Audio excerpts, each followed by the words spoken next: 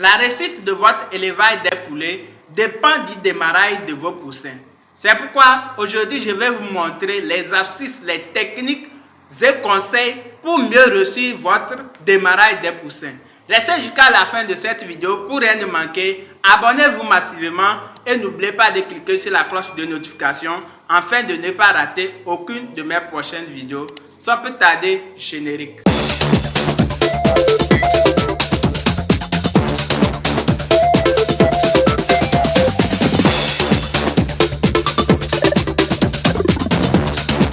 J'espère que vous allez bien. Je réponds au nom de Limalim, étudiant en cycle de technicien agricole.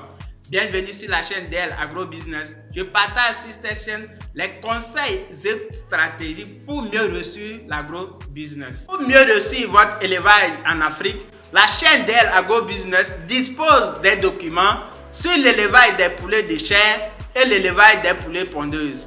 Un document dans lequel se trouvent toutes les formules alimentaires faciles à manipuler et toutes les techniques du démarrage jusqu'à l'abattage si c'est les poulets de chair, du démarrage jusqu'à la ponte si c'est les poules pondeuses, ainsi qu'un document sur l'utilisation des plantes médicinales dans l'élevage des poulets en Afrique. Si vous êtes intéressé, veuillez me contacter sur le numéro qui s'affiche en dessous de la vidéo. 2 semaines avant l'arrivée des poussins, faites un vide sanitaire. Le vide sanitaire consiste à nettoyer, laver et désinfecter votre poussinière. Ensuite, installez un cercle de garde qui permet aux poussins de se concentrer à la source de chaleur. Il est conseillé de mettre 50 poussins par mètre carré. Installez la litière à une épaisseur de 5 cm et une source de chaleur 24 heures avant l'arrivée des poussins, ainsi que des matériels comme les abreuvoirs et mangeoires de premier âge, une lampe si c'est possible et un aliment du démarrage.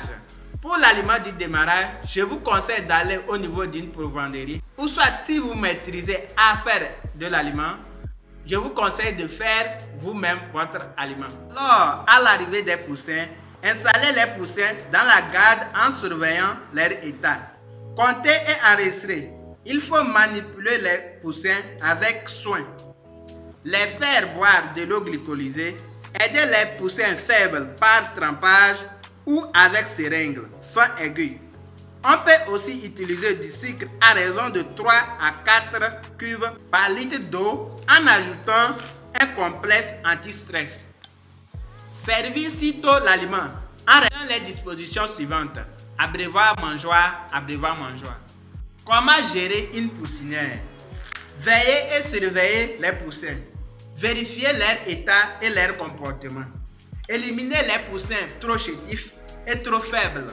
Pénétrez doucement dans la poussinière, puis évitez le bruit et les activités du stress.